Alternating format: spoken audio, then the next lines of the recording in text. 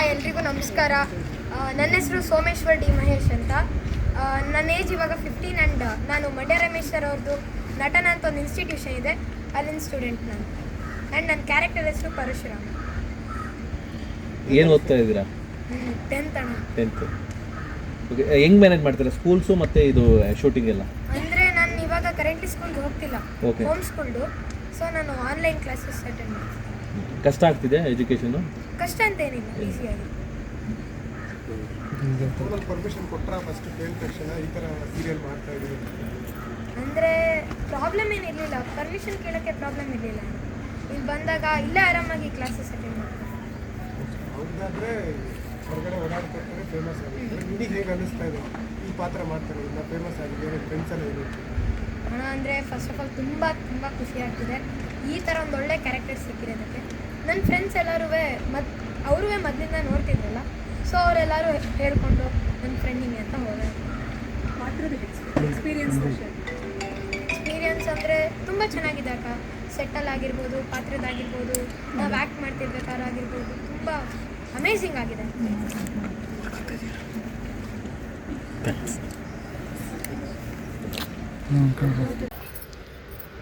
ತುಂಬ ಹಳೆಯ ಕಥೆಯಾಗಿರೋದ್ರಿಂದ ನಮ್ಮ ಶ್ರೀನಿಧಿ ಸರ್, ಅರವಿಂದ್ ಸರ್ ಹಾಗೂ ಚಾನಲಲ್ಲಿ ಅದರದೇ ಆದ ಒಂದು ತಂಡ ಸೇರಿಕೊಂಡು ಆ ಕಥೆಯ ಹಿನ್ನೆಲೆ ಏನು ಅದನ್ನು ರಿಸರ್ಚ್ ಮಾಡಿ, ಯಾಕಂದರೆ ಸೋಷಿಯಲ್ ಸೀರಿಯಲ್ಗಳಾದರೆ ನಾವು ಹೇಗೆ ಬೇಕಾದರೂ ಮಾಡ್ಕೋಬೋದು, ಅಲ್ಲ ಲಿಮಿಟೇಷನ್ಗಳು ಇರುತ್ತೆ ಹಾಗಂತಲ್ಲ, ಆದರೆ ಇದು ಸ್ವಲ್ಪ ಕಷ್ಟದ ವಿಷಯ.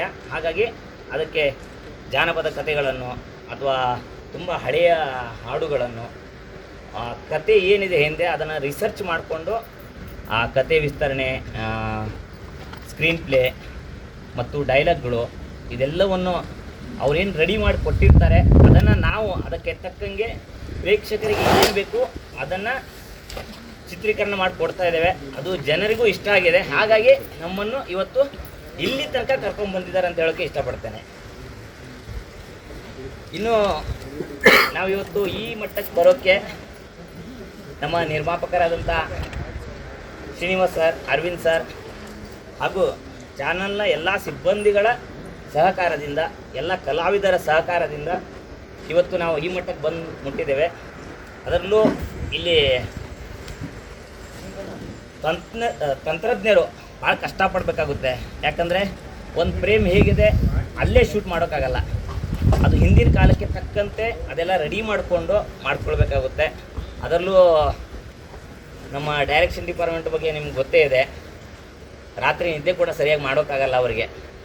ಯಾಕಂದರೆ ಇವತ್ತಿನ ಟೆನ್ಷನ್ ಜೊತೆಗೆ ನಾಳೆ ಏನಿದೆ, ನಾಳೆ ಏನು ಬೇಕು ಆ ಸೆಟ್ಟಿಗೆ ತಕ್ಕಂತೆ ಅದೆಲ್ಲವನ್ನು ರೆಡಿ ಮಾಡ್ಕೊಳ್ಬೇಕಂದ್ರೆ ನಿಜವಾಗ್ಲೂ ಇದು ಕೆಲವೊಂದು ಸಲ ನಮಗೆ 3.5 ಅವರ್ ಎಪಿಸೋಡ್ ಕೊಡಬೇಕಾಗುತ್ತೆ, ಕೆಲವೊಂದು ಸಲ 1 ಗಂಟೆ ಎಪಿಸೋಡ್ ಕೊಡಬೇಕಾಗುತ್ತೆ. ಆವಾಗ ನಿದ್ದೆ ಇಲ್ಲದೆ ಶೂಟ್ ಕೂಡ ನಮ್ಮ ಟೆಕ್ನಿಷಿಯನ್ಸ್ ತಂಡ, ಅದರಲ್ಲೂ ಡೈರೆಕ್ಷನ್ ತಂಡ ಏನಿದೆ ಅದು ಹಗಲು ರಾತ್ರಿ ಕೆಲಸ ಮಾಡಿರುತ್ತೆ. ಇಡೀ ತಂಡದ ಒಂದು ಸತತವಾದ ಪರಿಶ್ರಮದಿಂದ ನಾವೆಲ್ಲ ಇವತ್ತು ಈ ಎಲ್ಲರೂ ಸೇರಿಕೊಂಡು ಈ ಖುಷಿಯ ಸಂಭ್ರಮವನ್ನು, 1000 ಸಂಚಿಕೆಗಳ ಸಂಭ್ರಮವನ್ನು ಆಚರಿಸ್ತಾ ಇದ್ದೇವೆ. ಪ್ರೇಕ್ಷಕರ ಸಪೋರ್ಟ್ ತುಂಬ ಇದೆ ಈ ಸೀರಿಯಲ್ಗೆ. ತಾಯಿ ರೇಣುಕಾ ಎಲ್ಲಮ್ಮಳ ಆಶೀರ್ವಾದದಿಂದ ಹೀಗೆ ನಾವು ಯಶಸ್ವಿಯ ಪಯಣದಲ್ಲಿ ಮುಂದುವರಿಯೋಕ್ಕೆ ಆಶೀರ್ವದಿಸಲಿ ಆ ತಾಯಿ. ಆಮೇಲೆ ಎಲ್ಲ ಪ್ರೇಕ್ಷಕರ ಆಶೀರ್ವಾದವು ನಮ್ಮ ಮೇಲೆ ಇರಲಿ ಅಂತ ಕೇಳ್ಕೊಳ್ತಾ ಇದ್ದೇನೆ. ಮೊದಲನೇದಾಗಿ ಎಲ್ರಿಗೂ ನಮಸ್ಕಾರ. ನನ್ನ ಹೆಸರು ಮಾನಸ ನಾರಾಯಣ್. ಈ ಸೀರಿಯಲಲ್ಲಿ ಯಲ್ಲಮ್ಮ ಅನ್ನೋ ಪಾತ್ರನ ನಿರ್ವಹಿಸ್ತಾ ಇದ್ದೀನಿ. ತುಂಬ ಖುಷಿ ಇದೆ. ಮುಖ್ಯವಾಗಿ ನಾನು ಯಲ್ಲಮ್ಮ ದೇವಿನ ಪೂಜಿಸ್ತಿದ್ದೆ, ಅದೇ ಕ್ಯಾರೆಕ್ಟರ್ ಬಂದಿರೋದು ಸಿಕ್ಕಾಪಟ್ಟೆ ಖುಷಿ ಇದೆ.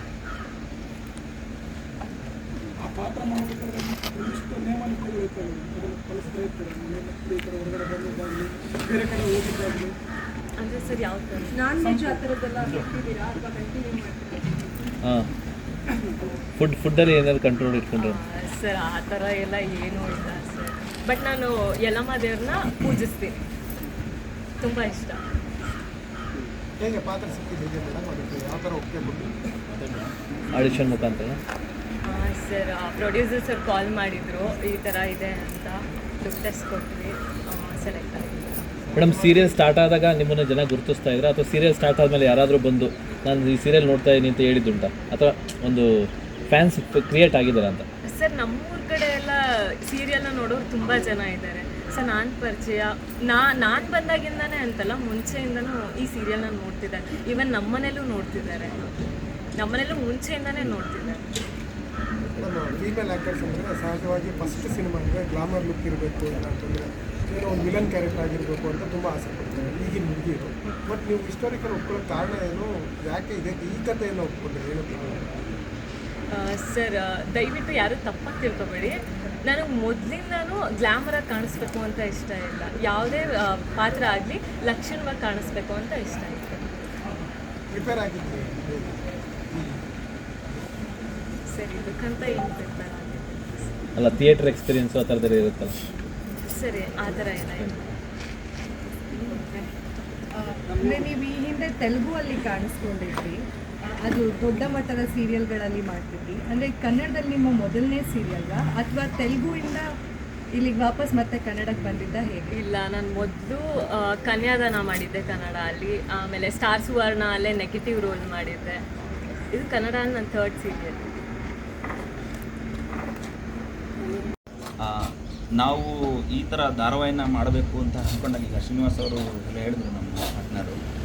ಹಿಂದೆ ನಾವು ಮೊದಲನೇದಾಗಿ ಕೊರೋನಾ ಟೈಮಲ್ಲಿ ಶುರು ಮಾಡಿದ್ದು ಯಡಿಯೂರು ಸಿದ್ದಲಿಂಗೇಶ್ವರ.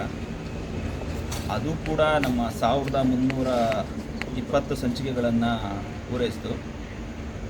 ಎರಡನೇದಾಗಿ ಈಗ ರೇಣುಕಾ ಯಲ್ಲಮ್ಮ ಶುರು ಮಾಡಿದ್ದು 1000 ಸಂಚಿಕೆ. ಇನ್ನೊಂದು ಇದೇ ಮೈತೋಷು ದೇವಿ ಮಹಾತ್ಮೆ ಅಂತ ನಡೀತಾ ಇದೆ, ಅದು 500 ಹತ್ರ ಬರ್ತಾ ಇದೆ. ಬಟ್ ಏನು ಅಂತಂತಂದರೆ ಈ ಥರ ಮೈತೋ ಶೋ ಮಾಡೋದು ತುಂಬ ಅಷ್ಟು ಈಸಿ ಅಲ್ಲ. ಯಾಕೆಂದರೆ ಹಿಂದೆ ನಮ್ಮ ಚಾನಲ್ಗಳು ಏನು ಮಾಡೋರು ಅಂದರೆ ಮೈತೋ ಶೋ ಅಂತ ತಕ್ಷಣ ಯಾವುದೋ ಹೊರಗಡೆ ಸ್ಟೇಟ್ ಅವರಿಗೆ ಕೊಡೋರು, ಮುಂಬೈ ಆ ಥರ ಎಲ್ಲ ಕೊಡೋರು. ಯಾಕೆ ನಮ್ಮ ಕನ್ನಡದಲ್ಲಿ ಯಾರೂ ಮೈತೋ ಶೋ ಮಾಡೋಕ್ಕಾಗ್ತಿರ್ಲಿಲ್ಲ ಅಂದರೆ ಚಾನಲ್ ಅವರು ಮ್ಯಾನೇಜ್ಮೆಂಟು ಅದನ್ನು ಒಪ್ತಿರಲಿಲ್ಲ. ಆ ಸೆಟ್ ಹಾಕೋದಕ್ಕಾಗಲ್ಲ, ಆ ಗ್ರಾಫಿಕ್ಸು ಮಾಡೋದಕ್ಕಾಗಲ್ಲ ಅನ್ನೋದೊಂದು ಚಾನಲಲ್ಲಿ ಮ್ಯಾನೇಜ್ಮೆಂಟಲ್ಲಿ ಇತ್ತು. ಬಟ್ ಆದರೆ ನಮಗೆ ಒಂದು ಅವಕಾಶನ ಅವಾಗಿದ್ದಂತಹ ಮ್ಯಾನೇಜ್ಮೆಂಟು ನಮಗೆ ಮೊದಲನೇದಾಗಿ ಯಡಿಯೂರು ಸಿದ್ದಲಿಂಗೇಶ್ವರ ಧಾರಾವಾಹಿಗೆ ಅವಕಾಶ ಕೊಟ್ಟು, ಆ ಧಾರಾವಾಹಿ ಮಾಡಬೇಕಾದ್ರೆ ನಮಗೆ ತುಂಬ ಸವಾಲುಗಳಿದ್ದು. ಯಾಕೆ ಅಂತಂದರೆ ಅದನ್ನು ಕೊರೋನಾ ಟೈಮಲ್ಲಿ ಶುರು ಮಾಡಿದಂಥ ಧಾರಾವಾಹಿ, ಬಟ್ ಅದು 1320 ಎಪಿಸೋಡ್ ಬಂದಿದ್ದು ನಮಗೆ ಖುಷಿ. ಯಲ್ಲಮ್ಮ ಹೇಳಬೇಕು ಅಂತಂದರೆ ಇದು ಯಲ್ಲಮ್ಮನ ಕತೆ ಮೊದಲದು ಶುರು ಮಾಡಿದ್ದು ನಮ್ಮ ರೈಟರ್ ಶ್ರೀನಿಧಿ ಸರ್. ಮೊದಲನೇದಾಗಿ ಯಲ್ಲಮ್ಮ ಮಾಡಬೇಕು ಅಂದಾಗ ನಮಗೆ ಒಂದು ಸ್ವಲ್ಪ ಭಯ ಇತ್ತು, ಮತ್ತೆ ಮೈತೋ ಶೋ ಮಾಡಬೇಕಲ್ವಾ, ಮೈತೋ ಅಂದರೆ ತುಂಬ ಕಷ್ಟ. ಯಾಕೆಂತಂದ್ರೆ ಅದರದ್ದೇ ಅಂತ ಒಂದು ಕಾಸ್ಟ್ಯೂಮು, ಮೇಕಪ್ಪು, ಸೆಟ್ಟು ಇದೆಲ್ಲ ತುಂಬ ಇನ್ವೆಸ್ಟ್ಮೆಂಟ್ ಆಗುತ್ತೆ ಸರ್. ಖಂಡಿತ ಆಗುತ್ತಾ ನಮ್ಮ ಕೈಯಿಂದ ಅಂತಂದಾಗ ನಮ್ಮ ಶ್ರೀನಿಧಿ ಸರ್ ಇಲ್ಲ ಮಾಡೋಣ, ಚೆನ್ನಾಗಿರುತ್ತೆ, ತಾಯಿದು ಆಶೀರ್ವಾದ ನಮ್ಮ ಮೇಲಿದ್ದರೆ ಖಂಡಿತ ಸಕ್ಸಸ್ ಆಗುತ್ತೆ ಅಂತಂದು ನಾವು ಯಲ್ಲಮ್ಮನ ಮುಹೂರ್ತನೇ ನಾವು ಯಲ್ಲಮ್ಮ ದೇವಸ್ಥಾನದಲ್ಲೇ ನಾವು ಸೀರಿಯಲ್ ಮೊದಲನೇ ಮುಹೂರ್ತ ಮಾಡಿದ್ದು. ಅದಾದ ನಂತರ ನಮಗೆ ತುಂಬ ಚೆನ್ನಾಗಿ ನಮ್ಮ ಆರ್ಟಿಸ್ಟ್ಗಳಾಗಿರ್ಬೋದು, ಟೆಕ್ನಿಷಿಯನ್ಸ್ ಆಗಿರ್ಬೋದು, ಅವ್ರ ಹೆಸರುಗಳು ಹೇಳಬೇಕು ಅಂದರೆ ತುಂಬ ಜನ ಇದ್ದಾರೆ. ಅಂದರೆ ಜನ್ರೇಷನ್ ಚೇಂಜ್ ಆಗಿದೆ, ಜನ್ರೇಷನ್ ಚೇಂಜ್ ಆಗಿದೆ ಆರ್ಟಿಸ್ಟ್ಗಳೆಲ್ಲ. ಶ್ರೀನಿಧಿ DS ಅಂತ ರೇಣುಕಾ ಯಲ್ಲಮ್ಮ ಧಾರಾವಾಹಿಯ ಚಿತ್ರಕಥೆ ಬರಹಗಾರ. ನನಗೆ ಇದಕ್ಕಿಂತ ಹಿಂದೆ ಮೈಥಾಲಜಿಯನ್ನು ಬಹಳ ಬರದ ಅಭ್ಯಾಸ ಏನೂ ಇರಲಿಲ್ಲ. ಅರವಿಂದ್ ಮತ್ತು ಶ್ರೀನಿವಾಸ್ ಅವರೇ ಮಾಡ್ತಾ ಇರುವಂತಹ ಯಡಿಯೂರು ಸಿದ್ದಲಿಂಗೇಶ್ವರ ಬರಿತಾ ಇದ್ದರು. ಚಾನಲ್ಲು ಈ ರೇಣುಕಾ ಯಲ್ಲಮ್ಮ ಧಾರಾವಾಹಿಯನ್ನು ಮಾಡಬೇಕು ಅಂತ ಹೇಳಿದಾಗ ನಮಗೆ ಬಹಳ ಸವಾಲುಗಳು ಎದುರಾದವು. ಯಾಕೆಂತಂದರೆ ಇದು ಜಮದಗ್ನಿ, ರೇಣುಕೆ, ಪರಶುರಾಮ ಇತ್ಯಾದಿಗಳ ಕತೆ ಪುರಾಣದಲ್ಲಿ ಒಂದು ಥರ ಇದೆ, ಜನಪದವಾಗಿ ಒಂದು ಥರ ಇದೆ. ನೀವು ಉತ್ತರ ಕರ್ನಾಟಕದ ಉದ್ದಕ್ಕೂ ಹೋಗಿ ಕೇಳಿದ್ರೆ ಬಹಳ ಲಾವಣಿಗಳು, ಜನಪದ ಕಥೆಗಳು, ಪುರಾಣದ ಕಥೆಗಳು ಎಲ್ಲ ಮಿಳಿತವಾಗಿ ಈ ಕಥೆ ತುಂಬ ವಿಸ್ತಾರವಾಗಿಯೂ ಬೇರೆ ಬೇರೆ ಥರದಲ್ಲಿಯೂ ಇದೆ. ಅಂದರೆ ಈಗ ನಿಮಗೆ ಗೊತ್ತಿರೋ ರೇಣುಕೆ ಯಲ್ಲಮ್ಮನ ಕಥೆ ಒಂದಿರ್ಬೋದು, ನನಗೆ ಗೊತ್ತಿರೋದು ಒಂದಿರ್ಬೋದು, ನೂರಾರು ಥರದ ಕಥೆಗಳಿದ್ದಾವೆ. ನೀವು ಉತ್ತರ ಭಾರತಕ್ಕೆ ಹೋದರೆ ಅಲ್ಲಿ ಕೂಡ ರೇಣುಕಾ ಯಲ್ಲಮ್ಮರ ಕಥೆ ಬೇರೆ ಥರದಲ್ಲಿ ಇದೆ. ಜಮದಗ್ನಿ ರೇಣುಕೆಯ ಬದುಕಿನ ಕತೆ, ಪರಶುರಾಮರ ಕಥೆ, ಇದನ್ನೆಲ್ಲ ಸೇರಿ ನಾವು ಈ ಧಾರಾವಾಹಿಯನ್ನು ಮಾಡಲಿಕ್ಕೆ ಹೊರಟಿದ್ದು. ನೀವಿಲ್ಲಿ ನೋಡ್ತಾ ಇದ್ದೀರಿ ಅಂದರೆ ಈ ಸೆಟ್ ವರ್ಕ್ಗಳು, ಕೆಲಸ.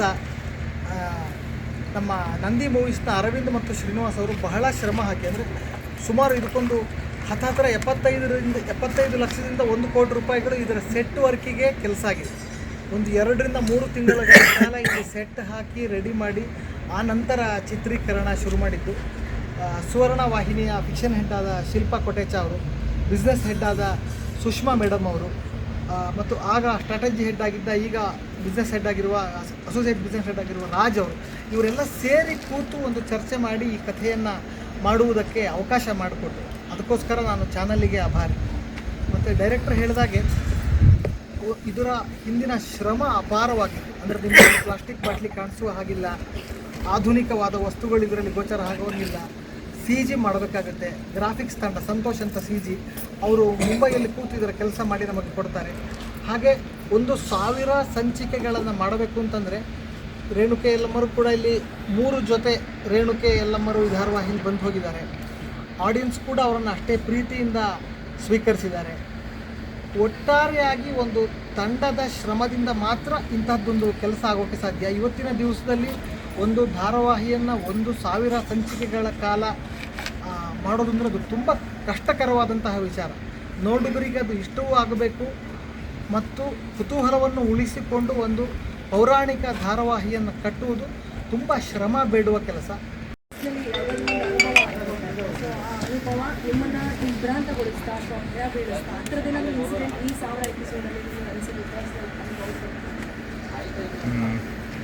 ಹಾಂ ಮೇಡಮ್, ಒಂದು 2 ಇನ್ಸಿಡೆಂಟ್ ಇದೆ. ಒಂದು ಸ್ವಯಂವರ ಸೀಕ್ವೆನ್ಸ್ ಇತ್ತು. ಆ ಸೀಕ್ವೆನ್ಸಲ್ಲಿ ನಾನು ರೇಣುಕೆಗೆ ಹೋಗಿ ಹಾರ ಹಾಕಬೇಕು, ಅದೊಂದು ಮೆಮೊರಿ ಇದೆ. ಇನ್ನೊಂದು ರೇಣುಕೆ ಮರಳಿನ ಮಡಕೆ ಮಾಡ್ಕೊಂಡು ಬಂದಿರ್ತಾರೆ.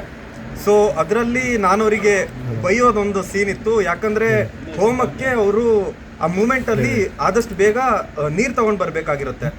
ಸೊ ಅವರಿಗೇನೋ ಒಂದು ಸ್ವಲ್ಪ ಮ್ಯಾನಿಪ್ಯುಲೇಷನ್ ಆಗಿ ಅವರು ನೀರು ತರೋದು ಸ್ವಲ್ಪ ಲೇಟ್ ಆಗುತ್ತೆ.